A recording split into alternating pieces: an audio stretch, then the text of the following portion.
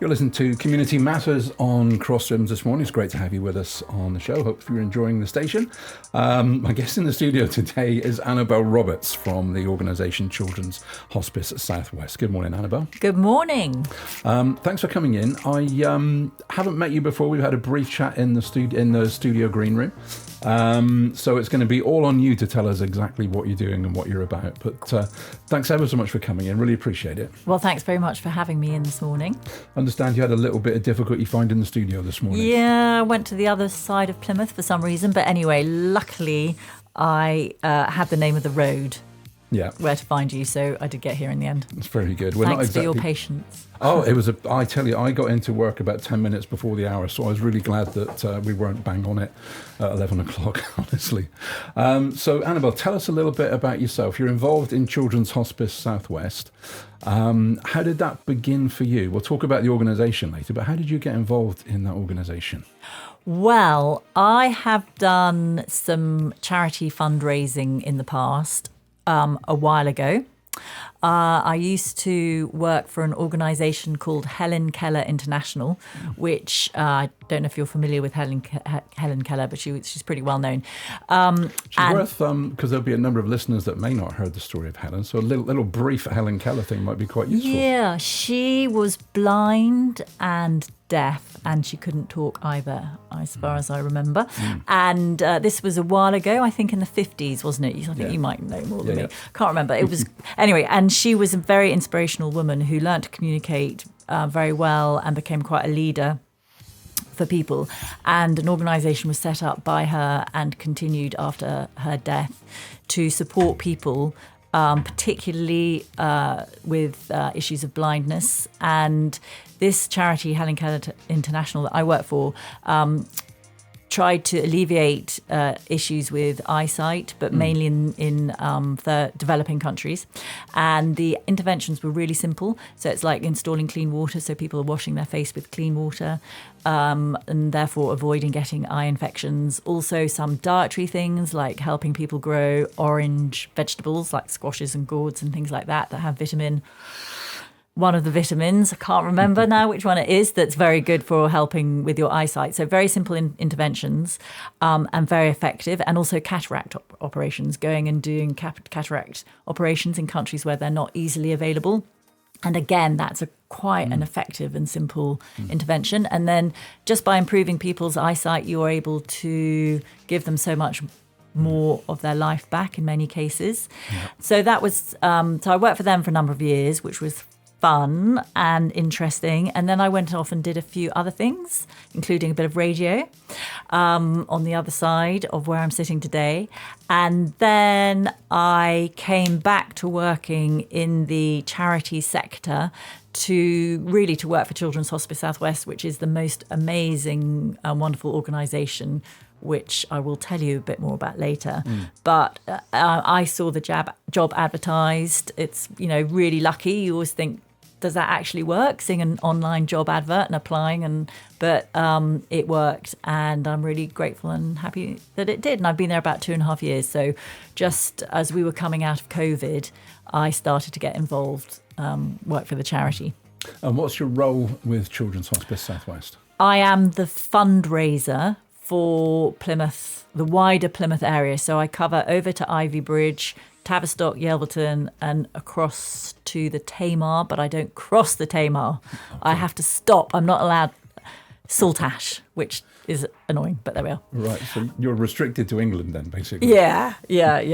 So, but it's quite a big area, and the way we work it out, other charities are different, but we are very much community focused and very encouraged to get really into our communities. So I have 4 colleagues covering, there are 4 of us who cover from Isles of Scilly up to Ivy Bridge, really, particularly for the hospice in St Austell. And we each have our area, our number of postcodes, and we are very focused on that area. So we do corporate and community fundraising. Some charities split the two, but I'm talking to businesses. I'm also talking to community groups to tell them about what we do in this area. And it's a wonderful job. You mentioned St Austell. How many hospices are there in the southwest? Because it's not just St Austell, is it? That's right. We have 3 hospices. One in Barnstaple, that was the first one, opened about 30 years ago. Then the second one is in Bristol, just outside Bristol, serving Gloucestershire, even a bit of South Wales, that area, and obviously all around Bath and Bristol. And then the third hospice in St Austell was opened 11 years ago, and that serves from the Isles of Scilly up to we're the outer edges up here. Yeah, well, we are always the outer edges of things sometimes. Yeah, But yeah. the most amazing place on earth, got to say that. Listen, we'll take a break for some music, Annabel. We'll come back and hear more about Children's Hospice Southwest right after this. Helen, a little bit of background about the Helen Keller charity for some reason, which I led you down, sorry about that, but also Children's Hospice Southwest, 3 hospices, your involvement. How did, you give me a little bit of the background when we talked off air, how did this begin? Because the founding story is quite interesting, isn't it? Yeah, it's really inspirational. Our charity was founded by a man called Eddie Farwell and his wife Jill. And in the 90s, they were living Fremington outside Barnstaple. And they had 2 children, both of whom had life-limiting conditions, meaning that they weren't expected to live until at the age of 18, but not to live very long. And at that time, there was only one hospice supporting children in the whole of the country, and that was near Oxford. And they had to drive from Barnstaple up to Oxford. It was like a 4-hour trip each way with their 2 children to get any support and any respite, any break. Because obviously looking after 2 children with complex needs was challenging for them, and they appreciated the support that they got from the hospice. And one day they'd got back from that long drive and decided that they would try and do what they could to ensure that no family in the southwest had to drive more than an hour and a half to get support for children. And that is a big challenge to undertake, particularly when they've got these 2 children as well. But they started off raising funds, and they would go everywhere to talk to communities. That's really why our roots are so deep in the community, is because they worked really hard going to WIs, going to community groups to tell people in the region what they wanted to do. And they founded this in the middle of their own personal crisis with their own children. Absolutely. Wow. Yes, amazing. And then added to that, Jill got breast cancer, and they raised the funds and got Littlebridge House built, which is the hospice outside Barnstaple. But she died from breast cancer just shortly before it opened. So a real tragedy, another tragedy, and they lost both their children. But out of such tragedy, an amazing legacy has been built. And the raising the funds for the first hospice, the second one that was the one outside Bristol, called Charlton Farm, and then St Austell. They raised funds to build the hospice in St Austell, which opened 11 years ago. Wow. And it's on a beautiful spot. It's like a 9-acre plot that was donated by a local farmer when he was retiring, Howard Rosevere, incredibly generous. And it's at Porthpian, so it's up above, and we have a building we call the Crow's Nest, which is like a tower with a glass windows all the way around, with the most stunning view out to the harbour, over to the clay country. Really, really beautiful. So it's an absolutely stunning site. But Jill and Eddie really are phenomenal people. And Eddie is still runs the charity, though he is due to retire next year. But at the beginning, they wrote to parish councils all across the whole region and said, this is what we want to do. We want to contact or identify people who will help us fundraise for the hospice in your area. And so this back in the 90s, and the parish council circulated the letter, and we've still got what we call friends groups who date back to that day, who received were informed back in that day about what they were trying to do, set up a friends group, which is a group of people who fundraise for us, have bake sales, cream teas, whatever. And they're still running to this day. We've got 2 in Plymouth. We've got one in, Liskeard, Tavistock, Yelverton, Ivybridge. There, we've got lots of them, and they are amazing. They're absolutely the backbone of the charity. But it dates back to the fact that Eddie and Jill wanted to really get into the community and get support from the community. I'm guessing that people can still get involved in various ways to become supporters of the charity, and we'll touch on that later. And give people contact details and everything of how to do that. You mentioned it sounds like it's really been embedded in local communities from day one. Is that a big part of your brief, actually getting engaged with communities and at grassroots level, or is it more organisations, or a bit of both? Oh, I'm really keen to talk to Scouts groups, Girls Brigade, Cubs, schools, WIs, U3A, any community group, and there are so many of them around the city. There really are so many groups meeting regularly, and just having a chat about, telling them about what we do. And I think people can be put off by the word hospice and think that it is sad. It is sad. A part of what we do is desperately sad, unbearably sad. But a great part of what we do is just joy, full of joy and love and care and compassion, because we have families come to us for respite stays, and they'll stay 3, 4, 5 days. The whole family can come, the siblings, aunties, uncles, if they're involved in the care of the sick child, are all welcome to come and stay at our beautiful hospice. And it is just so full of joy. And what we're doing is we are trying to enable these families to create precious memories. We cannot change the outcome. We can't change the diagnosis that these families face, but we can try and make special moments along that journey that they can then hold on to. That's a great place to take a break. We'll be back to hear some more about this from Annabel Roberts. This is Children's Hospice South West on Community Matters, and we're back with you right after this. Annabel, you've spoken a little bit about fundraising and engagement and how people can get involved. When we're in our green room, which is actually Magnolia, you were talking about a local initiative to do with steam trains and a particular train being refurbished. I love that. Do you want to unpack a little bit about that? Yes, there is a wonderful family from Plymouth who very sadly lost their boy, Oliver, who died at the hospice. And this family have done a lot of fundraising in his memory.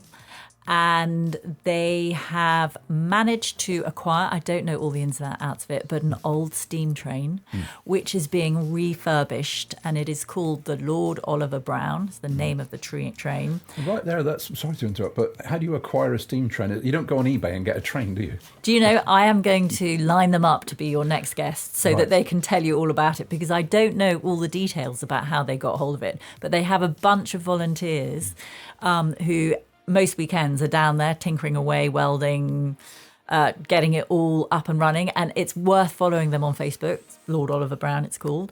And just seeing how they're getting on, because it is really fascinating. And I think as a hobby, what an amazing, if you are one of those people who likes engineering and tinkering and getting things working again, a fantastic way to spend your time. So it's coming together really well, and they're a team of very dedicated supporters of Children's Hospice South West, great friends of the Brown family, and they're hoping it will be up and running early next year. So early 25. Yeah.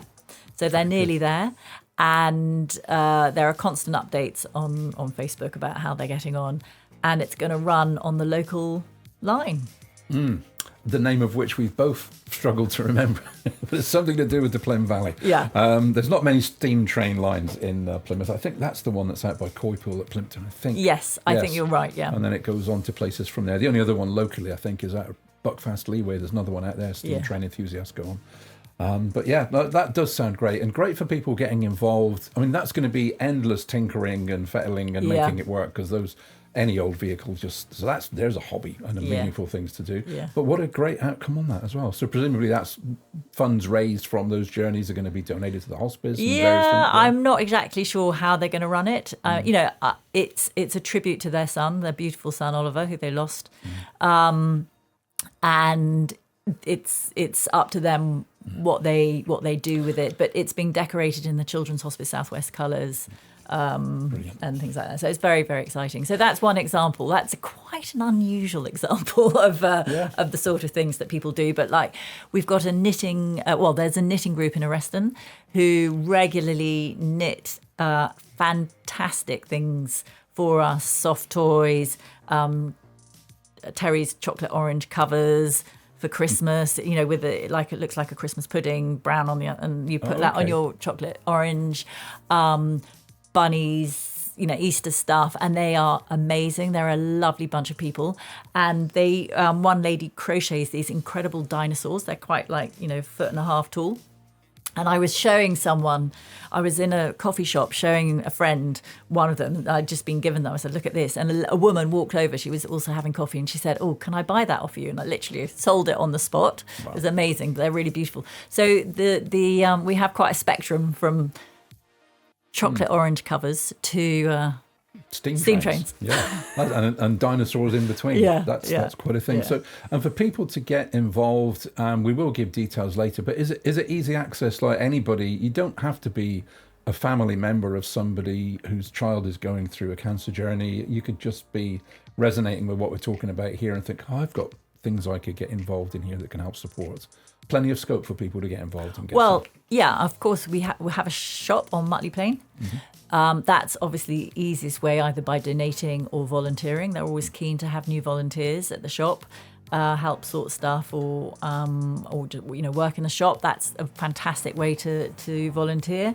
We also have a number of events, and we're always looking for volunteers to come and help us with our events, be that doing the registration, car park marshal. We always need people to direct people where to park at events, or running marshals, people leading the runs and things like that. So there are lots of ways people can volunteer.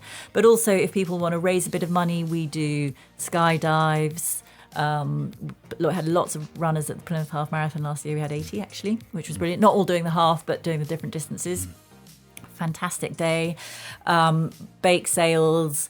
We have some bigger events. I don't know if you want to talk about that now, but we could come into. I think there's a few things that we've discussed off air that I'd like to cover off. So I'll tell you what, let's take a break for some music. Otherwise, we're going to overrun, and I'll get told off by my station manager. But there's a few things coming up. Guys, if you want to get involved, you can, and we'll come up with details of that later. But some of the support is available. And the wraparound support for families as well, bereaved parents, that kind of thing. It was just fascinating. There's an awful lot. It's not going to fit in a 1 hour programme, but we'll do the best we can. And one thing I just want to pick up, you mentioned cancer, but a lot of our children really have not so much cancer, having cancer, but have very complicated conditions that they're born with, genetic conditions. Very, very good distinction. Thanks for that. We'll come back and hear more from Annabel about Children's Hospice Southwest right after this. Annabel, you put me right, and rightly so, and it's good to expand on the conversation, because hospice doesn't necessarily mean care for people going through cancer. It's a much more wide-ranging, and it's certainly for Children's Hospice Southwest, it's a lot wider than that, isn't it? Yeah. I think people think the word hospice just means end-of-life care, which certainly for most adult hospices, that is what they're doing, palliative and end-of-life care. Our remit is much broader than that. We will support children from diagnosis all the way through their whole journey. We then do end-of-life care, and we then will provide bereavement support for families for as long as they want it. But some children will end up being supported by us for 12, 14 years if they come to us at birth and they live that long. And with improvements in medical science, children are living longer than they would even 10 years ago. So we do now prepare children if they live long enough to transition to adult services. We have a team that will help them prepare for that transition, which is quite a big jump between the support they get as children compared to what is available as adults. So we have children with quite complicated conditions. A lot of them need 24/7 care. Some of them even need two carers, certainly during the day, not at all times, but during the day. And their levels of dependency can be quite acute. And we also invite, as I mentioned earlier, the whole family to come in and have the resilience stay with us. So particularly siblings, because siblings of very sick children often have quite a complicated childhood themselves. Their own emotions might be quite confusing. They might feel guilty about why they're fine and their sibling isn't. They might feel, understandably, they will feel fear about what's going to happen when their brother or sister dies. They feel perhaps a bit of resentment and anger because their sibling is getting so much of their parents' attention. And also they may feel that they don't want to share their own problems with their parents because they can see their parents are already carrying a lot, looking after the sick child and worrying about the sick child. So they might not really want to, if they're having a difficult time at school, share that with their parents. And we have a dedicated sibling team who support the siblings in any way. So they're in touch with them regularly via Zoom or whatever, by online. And siblings come in with the sick children. They come and stay. They have a whole host of activities, really stimulating, looked after. But also the sibling team will offer them counselling if that's what they want. We'll talk to them in a very unobtrusive way, but they will try and get them to talk and about how they're feeling. At the hospice, we have 6 rooms for sick children on the ground floor, and above we've got beautiful accommodation for parents and siblings. So we've got some rooms are connecting for younger siblings or some separate rooms, but we've got beautiful accommodation. So there's room for them all to come. And our wish is that the parents will be able to relax and go upstairs and have a good night's sleep. But for some families, if they are 24/7 looking after their child, some of them can find it quite difficult to trust anybody else to do it because they are the one person who can understand their child's communication, how they communicate, what they're wanting, asking for. And it can take some of them a little bit of time to accept that, to leave their child in the care of someone else. But that, for us, that's a real, really important and wonderful moment when they feel like they can let go and go out or have a good night's sleep, and go out with the siblings or just have a break or whatever they want to do. So that's very much, we support the whole family is what we're really trying to do. That's super important as well, isn't it? I'm just thinking of a friend of mine, sort of contemporary to me in age, so, not exactly young, who had a profoundly disabled sibling as he grew up. Is still working through issues now relating to that, because of my great age, that was a long time ago. There wasn't a lot of support around or a lot of understanding, and all the issues you've made about guilt, resentment, anger, all of that getting stuffed in. It's a huge thing that you're doing there. So it's hugely beneficial intervention at that age as well to literally alter the course of the family's life. Yeah, because also the sick children, they're often in very tight routines. So they have to they're tube fed. Many of them can't eat orally, they are tube fed, but everything has to happen at a certain time. And then, so that doesn't leave much flexibility for spontaneous outings or things like that. Another thing that is quite common is our sick children will spend quite a lot of time in hospital. And if it's a family with 2 carers, one will be in the hospital, often in Bristol, because that's where most of the sick children from this area are treated, will be up in Bristol, and the other will be, at home. And so the families are divided, and a lot of the time they're quite split. So there are many, many complicated situations that our families face. And I think it can be very isolating as well if you are very much focused on a sick child.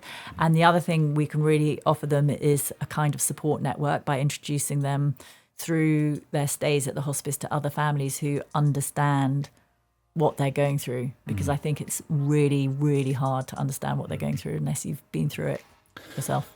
I mean, the word holistic springs to mind, but that's an oversimplification, but it really is wide-ranging. Annabel, we'll take a break for some music and we'll come back and hear some more from you about this. And pretty soon, folks, we're going to give you details how you can get involved, engaged, and find out more using the internet, probably. And we're back with Annabel right after this.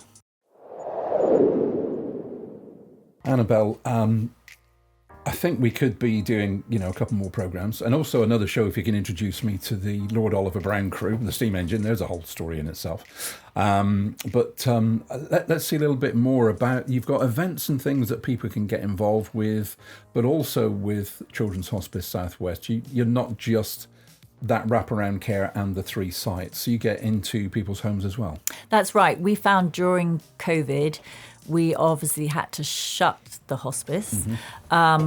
Interestingly, there was one boy who was allowed into the hospice, and that was because both his parents had COVID and they had it quite badly, and they didn't want their son, who was vulnerable, to catch it. So we got special dispensation to open up to have him in, but he was there on his own for a couple of months. Plymouth boy.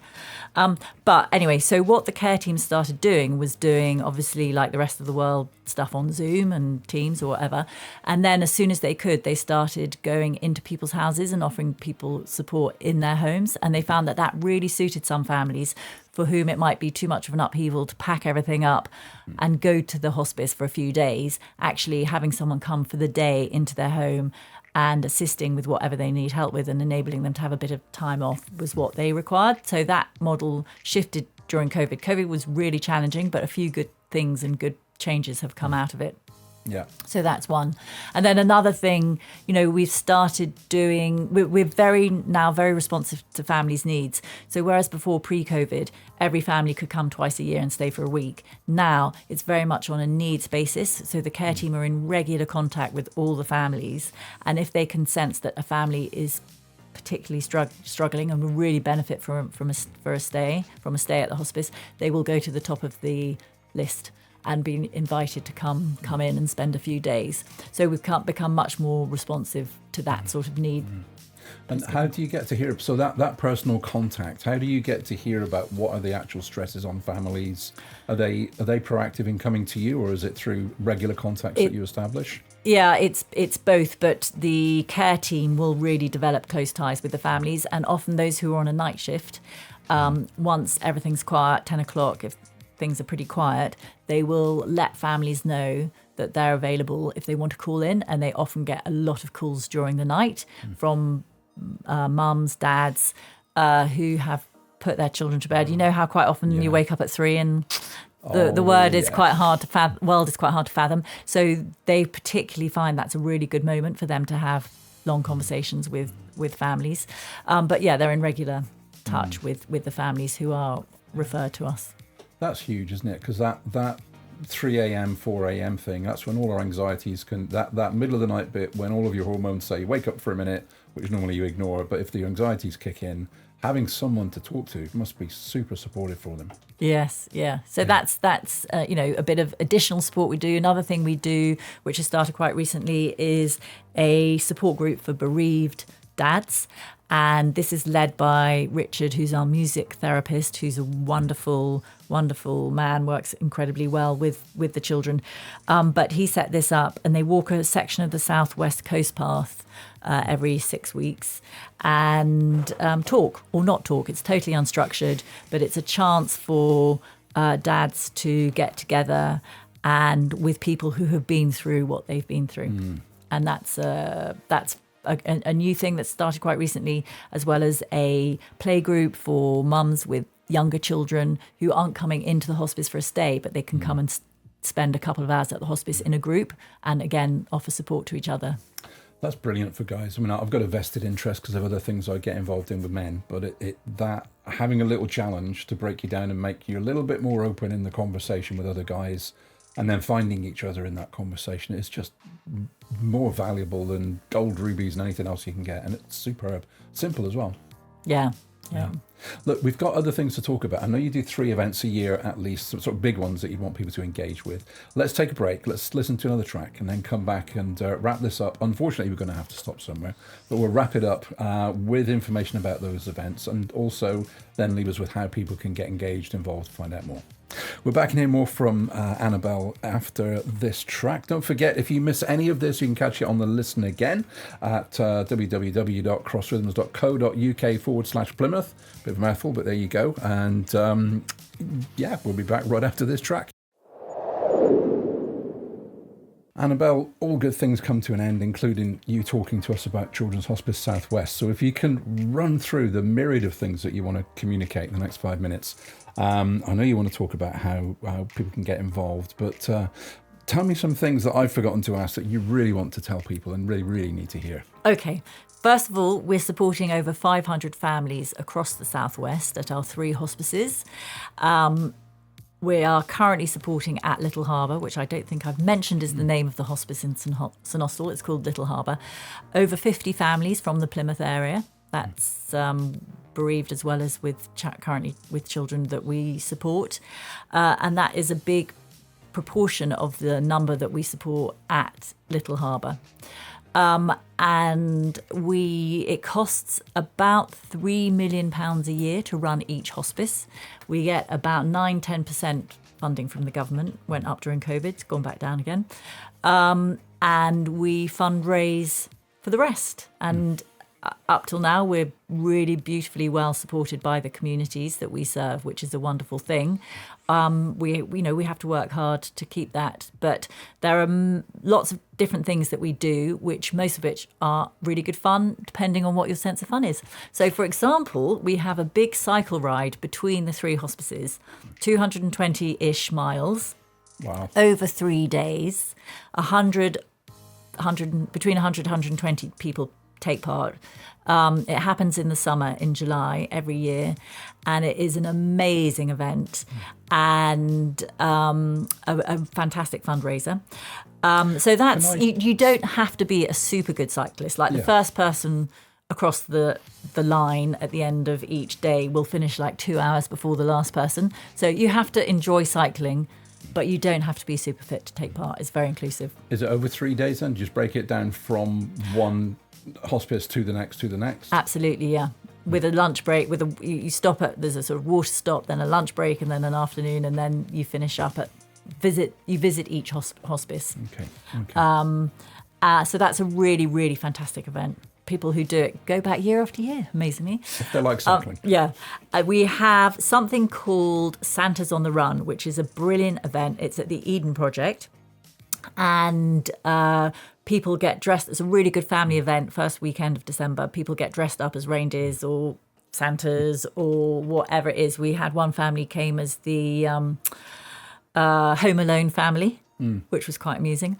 We were like, why? They don't look very festive. And then we realised they were all dressed as the different members of the Home Alone family. Anyway, and you go around the Eden Project. You don't have to run it, and then there's choirs and samba bands and things like that, creating an atmosphere on the way around. That's really good fun. And linked to that, we do a schools challenge, a Santa school challenge. And we've had a couple of schools take part in this in Plymouth. Goosewell Primary did it.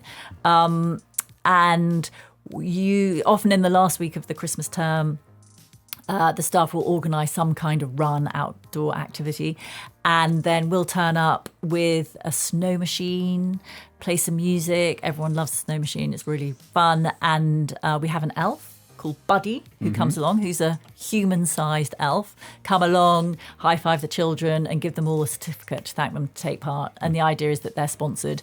Don't have to raise a huge amount of money, but just a little bit of sponsorship to take part. And that's really fun and a great way for us to get to know schools and parents and carers to get to know a bit about us as well.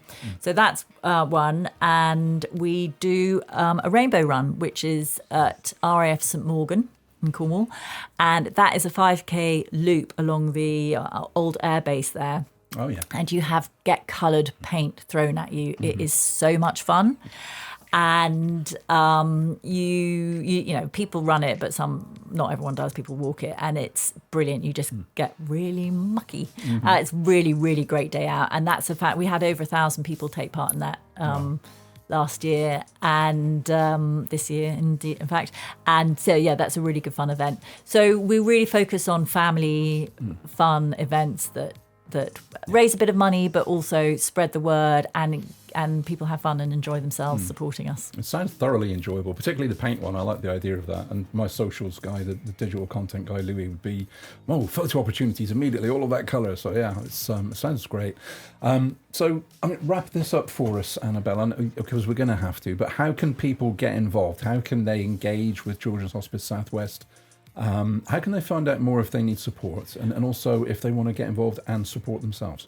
Well, as you mentioned earlier, the website is the best place to start looking, chsw.org.uk, chsw.org.uk is the website. And that has links, drop-down links for how you can support us, how you can get involved. But I mentioned the shop. We have a wonderful shop, Mutley Plain. They're always welcome to hear from people who'd like to volunteer, also to receive donations.